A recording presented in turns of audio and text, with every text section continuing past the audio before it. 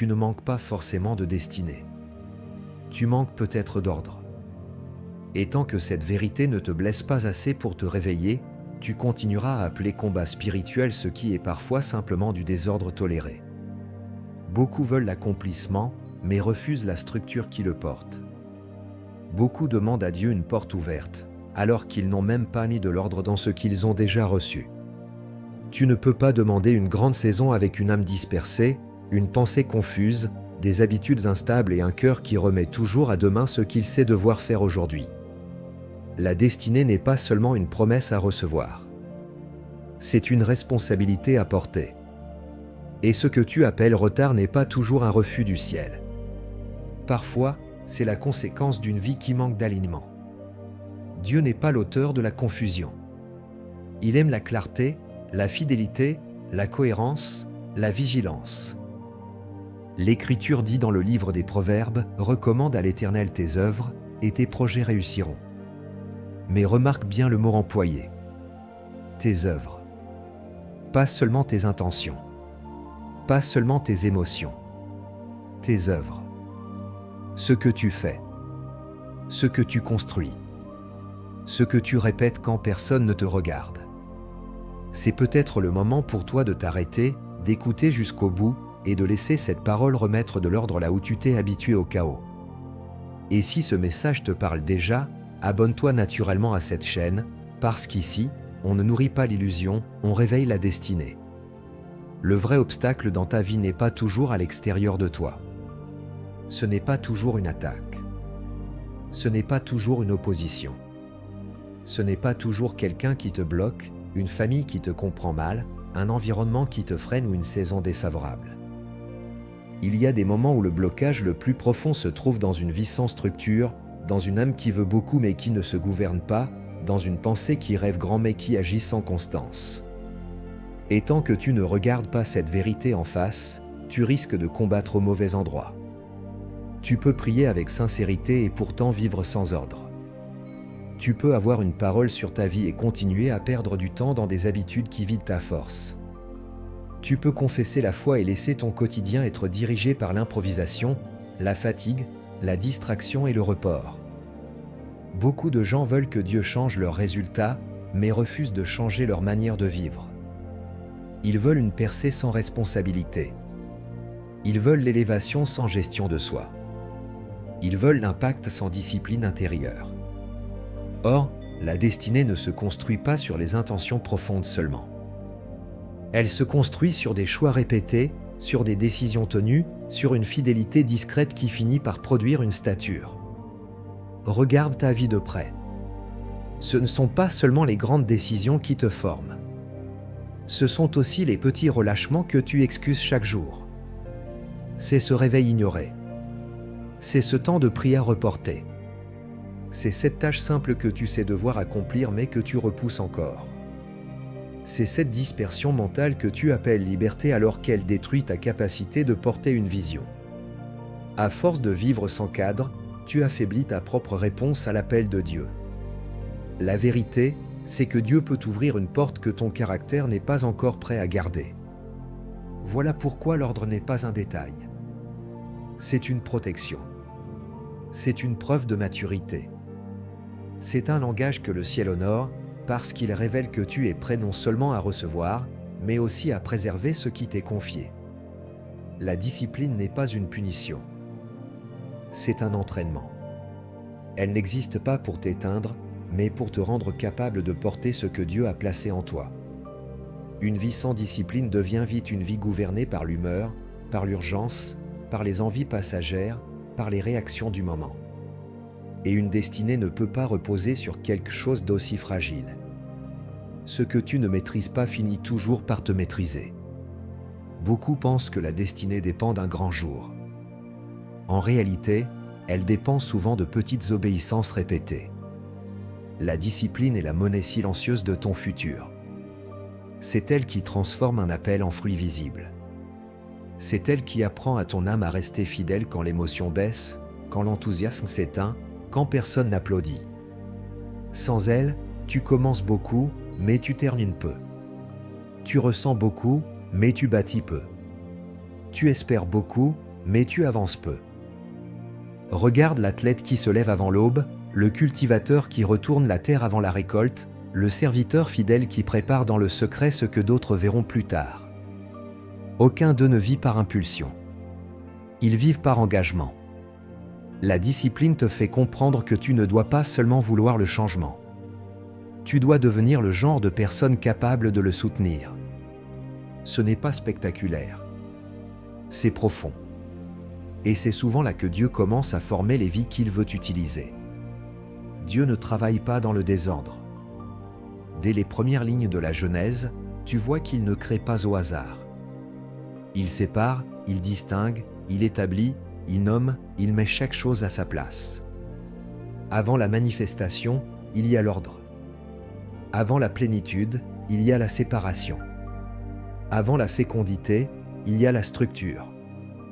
Voilà pourquoi une vie confuse produit souvent une avancée fragile. Quand tout est mélangé en toi, tes priorités, tes pensées, tes désirs, tes habitudes, tu finis par perdre la clarté nécessaire pour entendre, décider et persévérer. Beaucoup demandent à Dieu de bénir leur vie, mais ne lui offrent aucun espace ordonné. Leur temps est dispersé. Leur esprit est saturé. Leur maison intérieure est encombrée. Ils veulent la paix sans mettre fin au bruit. Ils veulent la direction sans créer de silence. Ils veulent une saison nouvelle sans renoncer aux mélanges anciens. Pourtant, ce que Dieu veut établir en toi a besoin d'un terrain préparé. L'ordre n'est pas une obsession humaine. C'est une condition de stabilité.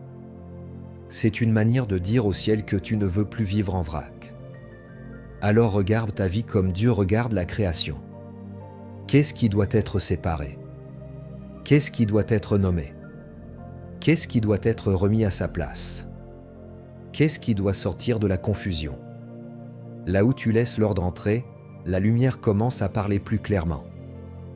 Et là où la lumière parle, la destinée cesse d'être une idée vague pour devenir une direction vivante.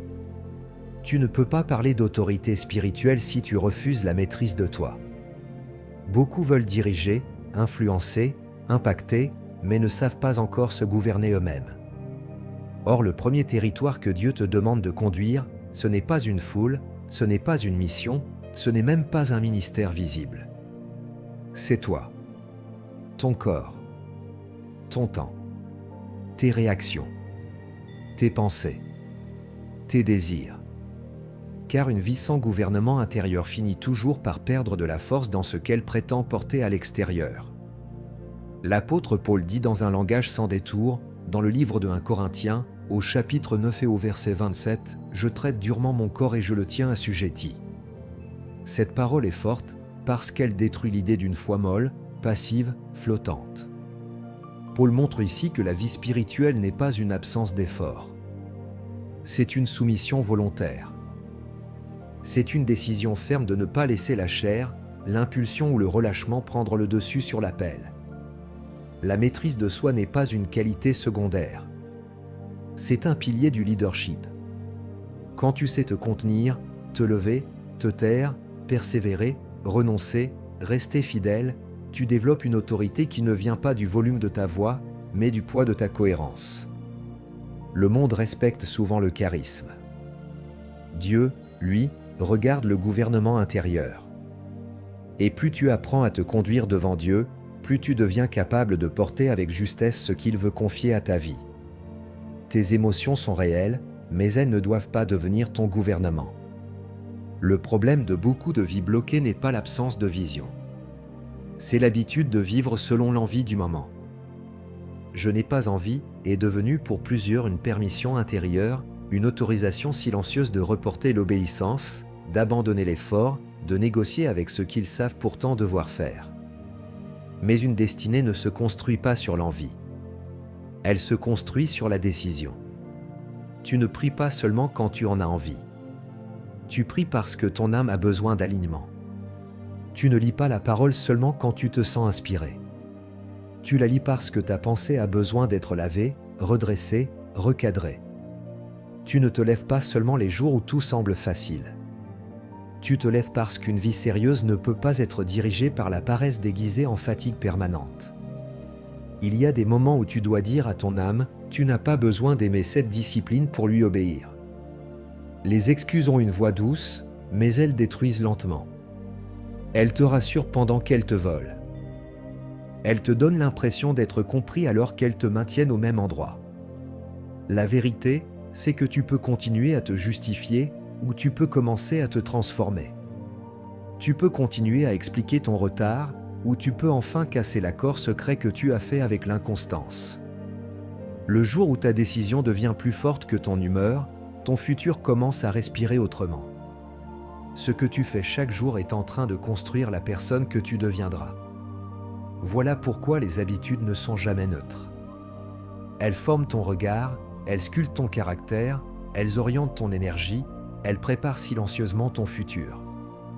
Beaucoup attendent un changement soudain, mais Dieu travaille souvent à travers des transformations profondes qui passent par le renouvellement intérieur. Une vie change vraiment quand la pensée change, et la pensée change quand elle cesse de se nourrir du chaos pour commencer à se soumettre à la vérité. L'Écriture dit dans Romains 12, au verset 2, de ne pas se conformer au siècle présent, mais d'être transformé par le renouvellement de l'intelligence.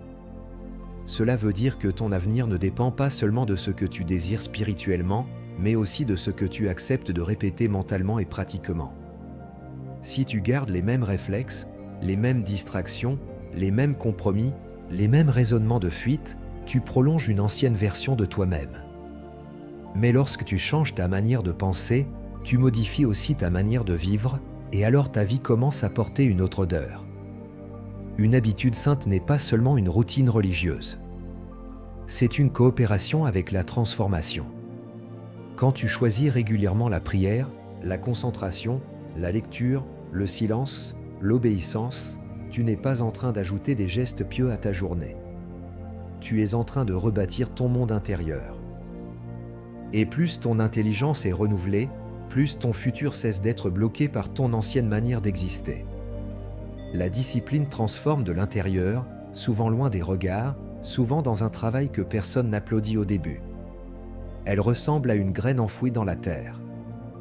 De l'extérieur, on pourrait croire qu'il ne se passe rien. Pourtant, dans le secret, une vie se prépare, une force se développe, une percée silencieuse est déjà en mouvement.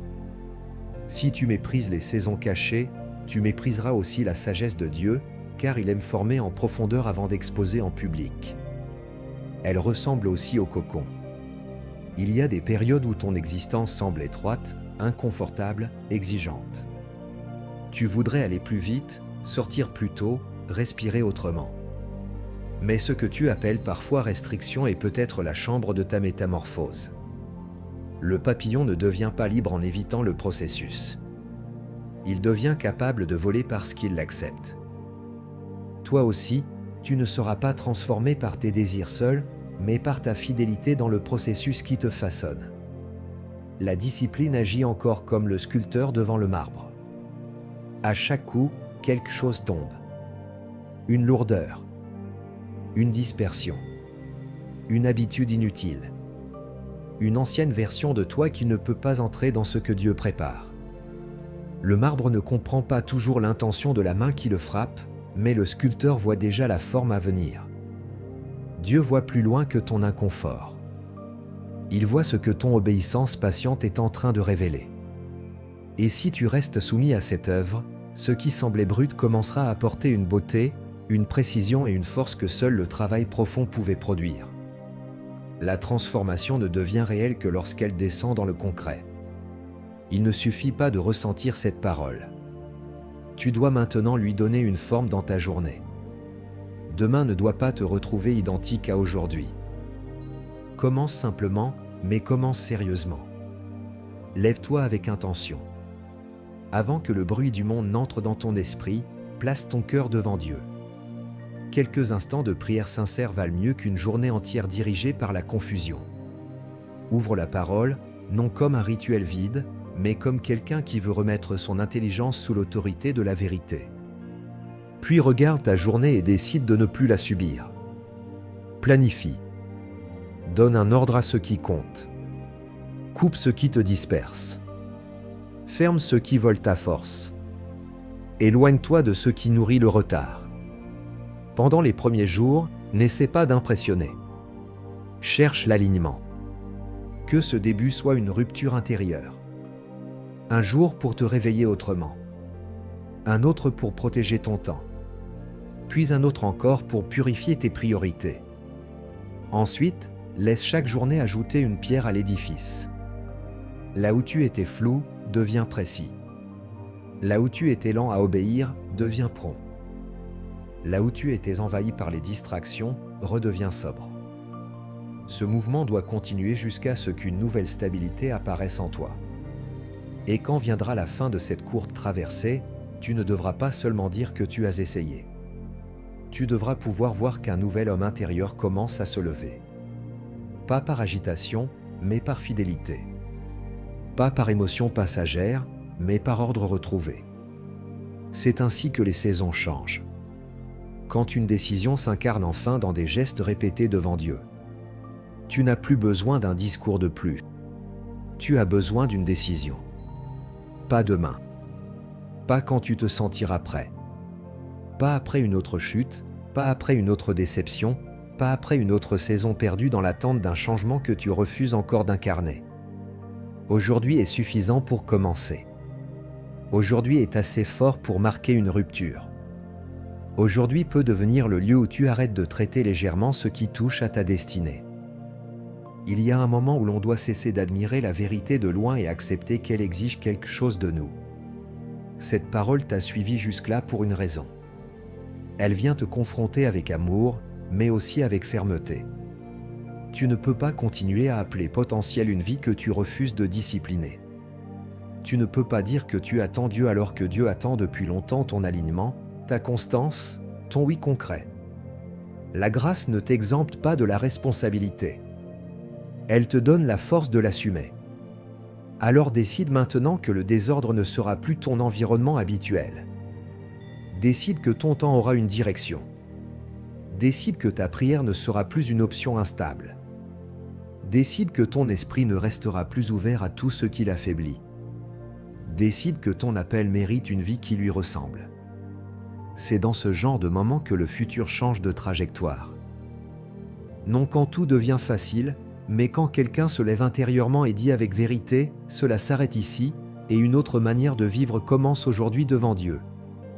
Père Saint, je viens devant toi avec vérité. Je ne veux plus me cacher derrière mes intentions, derrière mes paroles, derrière mes désirs spirituels non suivis d'obéissance. Je reconnais devant toi le désordre que j'ai toléré, les retards que j'ai nourris, les habitudes que j'ai laissées grandir, les compromis silencieux qui ont affaibli ma marche. Je te demande pardon pour ce que j'ai remis à demain alors que tu m'appelais aujourd'hui. Je te demande pardon pour les saisons où j'ai voulu la destinée sans accepter la formation, la faveur sans la fidélité, l'élévation sans le gouvernement intérieur. Seigneur, purifie mon cœur. Déracine en moi la paresse, la distraction, l'instabilité, la négligence, la fuite devant l'effort, la faiblesse qui se déguise en excuse. Là où j'ai vécu selon mes émotions, apprends-moi à vivre selon la vérité. Là où j'ai laissé mes envies décider pour moi, rétablis en moi la force de l'obéissance. Je renonce devant toi au désordre intérieur. Je renonce aux pensées floues, aux journées sans direction, aux engagements abandonnés, aux commencements sans continuité. Je ne veux plus entretenir ce qui retarde ce que tu veux bâtir. Esprit de Dieu, aligne ma vie. Mets de l'ordre dans mon temps, dans mes choix, dans mes priorités, dans mes affections, dans mon intelligence. Donne-moi une pensée renouvelée, un cœur stable, une volonté ferme, une âme disciplinée. Apprends-moi à me lever avec intention, à prier avec fidélité, à lire ta parole avec faim, à agir avec clarté, à couper ce qui affaiblit ma consécration. Que mon quotidien cesse d'être un lieu de dispersion et qu'il devienne un autel d'ordre, de paix et de cohérence devant toi. Seigneur, transforme-moi profondément. Comme la graine cachée dans la terre, fais grandir en secret ce que tu as planté. Comme dans le cocon, donne-moi la patience d'accepter le processus qui prépare mon envol. Comme le sculpteur devant le marbre, enlève de ma vie tout ce qui doit tomber pour que ta forme apparaisse en moi. Fais de moi une personne capable de porter ce que je te demande. Que ma discipline honore mon appel. Que ma constance protège ma destinée. Que ma vie reflète enfin le sérieux de mon engagement envers toi. Aujourd'hui, je prends la décision de ne plus retourner au chaos. Je m'engage devant toi à marcher dans l'ordre, à choisir la fidélité, à rechercher l'alignement, à traiter ma destinée avec respect. Fortifie-moi là où j'ai été faible. Redresse-moi là où j'ai été relâché. Conduis-moi là où j'ai été confus. Et que tout ce que tu as commencé en moi entre désormais dans une nouvelle saison de maturité, de stabilité et de transformation. Au nom de Jésus. Amen.